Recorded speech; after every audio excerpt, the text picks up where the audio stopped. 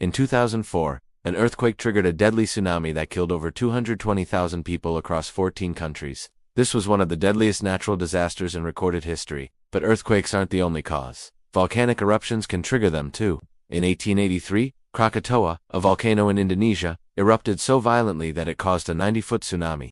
The waves reportedly traveled around the world 3 times. People were killed as far away as South Africa and the Arabian Peninsula. But for all their power, scientists say these giant waves rarely hit land. So why should you care? Well, when they do hit land, the results can be catastrophic. And with climate change potentially making them more common, it's worth understanding what causes them, how to spot one, and how to survive one. First off, let's clear up some terminology. People often use the term tidal wave to describe giant ocean-going waves, but that's actually incorrect. Tidal waves are technically just regular tides, which are the rise and fall of sea levels caused by the gravitational pull of the moon and the sun. What we're talking about today are tsunami, which comes from the Japanese word for harbor wave. It's important to distinguish the two because knowing whether a giant wave is a tsunami or a tidal wave could mean the difference between life and death. With that in mind, let's talk about what causes tsunami. As we mentioned, earthquakes and volcanic eruptions are 2 main culprits. Scientists call these tectonic plate boundaries, the lines where Earth's giant irregularly shaped slabs of rock called tectonic plates meet. There are several places around the world where these boundaries run beneath the ocean, and when the plates suddenly slip past each other, they can displace a huge amount of water. That displacement creates a wave that travels outward from the point of the earthquake or eruption. The further the wave travels, the more it slows down. But if it hits land at the right angle, it can pile up and literally inundate coastal areas.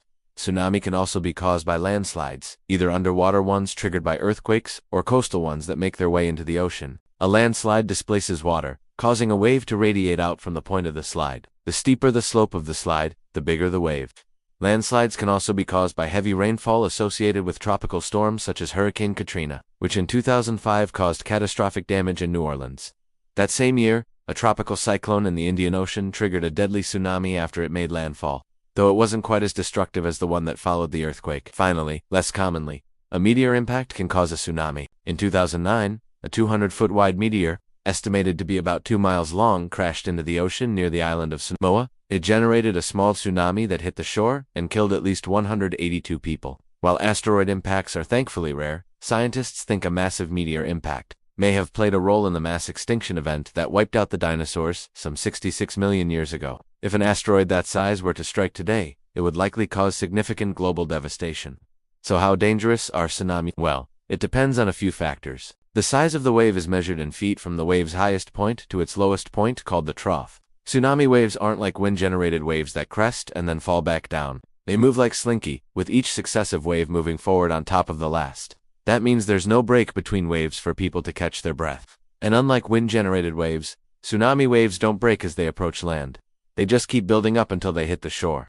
Scientists measure the run-up height of a tsunami, which is how high the wave gets on land. In 2004, the run-up height of some waves reached as much as 100 feet in some areas, inundating land for miles inland. A wave that large can carry debris and entire buildings out to sea, and can easily sweep away cars, boats, and anything else in its path.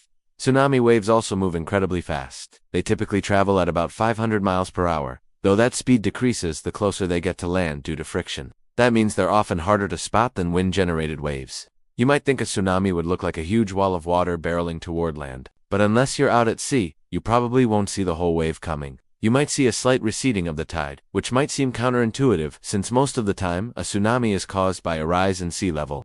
In the Indian Ocean, however, the water actually pulls back before the wave hits. So if you notice the water receding, you should get out of the danger zone fast. The water will come back, but it won't be a normal wave. Speaking of danger zones, here's something you should never do during a tsunami. When a tsunami hits land, the water recedes again, creating a vacuum effect that sucks everything out of the way. As the wave comes back in, that stuff gets sucked back out to sea. People who try to take advantage of this receding water to go swimming or fishing are often pulled out to sea and drown. Even if you're far from the coast, you should stay inside. Debris from the wave can travel miles inland and pose a serious danger. What if you're at a beach when a tsunami strikes? Get out of the water immediately and head as far away from the coast as possible. If you're at a pier or a boat dock, get off it fast. Tsunami can push boats off their moorings and send them crashing ashore. If you're driving along the coast, get off the road and head inland. Bridges can collapse during a tsunami and roads can get washed away. If you're outside and your hair stands on end, get to higher ground fast. That's right, your hair can sense danger. Some people report that their hair stood on end before the water hit, even though they had no other warning. And finally, if you feel an earthquake that lasts more than a minute or two, get out of the coastal areas and head inland. Then follow the instructions above. Earthquakes are usually the first sign that something big is about to happen. So getting out of the way is key. But if you're already at higher ground, you're in better shape than most. Tsunami hit coastal areas less than 2% of the time, according to the National Oceanic and Atmospheric Administration. So while they're definitely something to be aware of, they're probably not going to wipe out your town anytime soon. The best way to protect yourself is to educate yourself and follow those tips we just gave you. And it helps to know a little bit about tsunami history. One of the earliest written records of a destructive tsunami comes from Greece in 426 BC. It told the story of a massive wave that struck the coast of Hellas, killing 300 people. Since then, scientists have documented thousands of tsunami events, many of them caused by earthquakes. The biggest ever recorded happened in 1958 in Alaska. It was caused by a 7.2 magnitude earthquake that shook the Fairweather Fault, a major fault line along the coast. The resulting wave reached a height of 212 feet and traveled all the way to California. Thankfully, it didn't hit any populated areas. These days, there are systems in place to monitor and predict tsunami waves. Buoys are stationed in the Pacific Ocean to record any unusual wave activity, and sophisticated computer models can simulate the effects of a potential tsunami based on things like the strength of an earthquake. But despite these advances, researchers warn that we may be in for a doozy in the near future. That's because climate change is leading to rising sea levels and more extreme weather, both of which can cause deadly tsunami. Warmer ocean temperatures are also causing more powerful hurricanes, which can lead to storm surges, which are giant walls of water that push ashore during a storm. Storm surges are different from tsunami, but they can cause just as much damage. In 2017, researchers found that rising sea levels alone could make tsunami more destructive. Because of climate change, sea levels are expected to rise by 1.24 feet by the year 2100. But the study found that a 1-foot rise could increase the destructive reach of a tsunami by as much as 20%. Now that's scary. The good news is that we can slow down the effects of climate change. By reducing our carbon footprint and investing in green energy, we can still go down a different path. Just ask your local elected officials to support policies that address climate change, and be sure to check out our other videos on the subject. We'll see you next time.